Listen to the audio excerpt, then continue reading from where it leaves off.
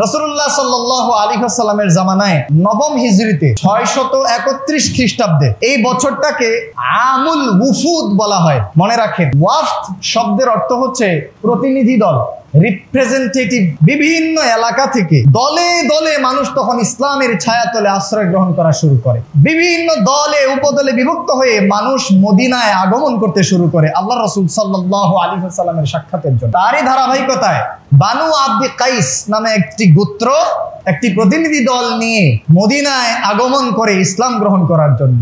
মদিনায় আসার পরে তারা সহ্য করতে পারছিল না, নিজেদেরকে হোল্ড করতে পারছিল না, কখন নবীর সাথে দেখা হবে, কখন আমরা ইসলাম গ্রহণ করব। তারা এতই তাড়াহুড়ার মধ্যে ছিল। এমন অবস্থায় তারা তাদের বাহনগুলোকে বাঁধারও সময় নেয় নাই, বাহনগুলোকে খাবার দিবে সেই সময়ও নেয় নাই, কোন রকম নেমেই দৌড় আল্লাহ নবীর দরবারে ইসলাম গ্রহণ করবে বলে কথা। এমন সময় একজন সাহাবী, একজন ওই বানু আব্দি কাইসের একজন লোক, তার নাম ছিল আসাদ, তিনি তাড়াহুড়া করলেন না, সবাই চলে গেল।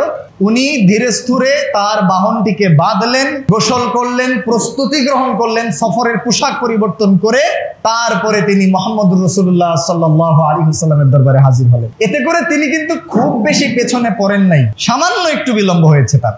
যাওয়ার পরে আল্লাহ রাসূল সাল্লাল্লাহু আলাইহি ওয়াসাল্লাম যখন জানলেন যে সে এই কারণে দেরি করেছে প্রস্তুতি নেওয়ার জন্য, সফরের পোশাক পরিবর্তনের জন্য, ধীরস্থিরতা অবলম্বন করার জন্য, তখন রাসূলুল্লাহ সাল্লাল্লাহু আলাইহি ওয়াসাল্লাম তাকে বলছেন, সহিহ মুসলিমের হাদিস, ইন্না ফিকা খিসলাতাইন আও খাসলাতাইন, হে আসাদ, তোমার মধ্যে দুইটা বৈশিষ্ট্য এমন আছে, ইউহিব্বুহুমাল্লাহ, এই দুইটা গুণ আমার আল্লাহ ভালোবাসেন। কি সেই দুই গুণ? সাহাবী অধীর আগ্রহে জানতে চাইলেন, ইয়া রাসূলুল্লাহ, আমি তো সবে মাত্র ইসলাম গ্রহণ করলাম, এখনো ঠিক মতো ইসলামে এসে সারি নাই, কি এমন গুণ বৈশিষ্ট্য আমার মধ্যে আছে যেটা আমার আল্লাহ ভালোবাসেন?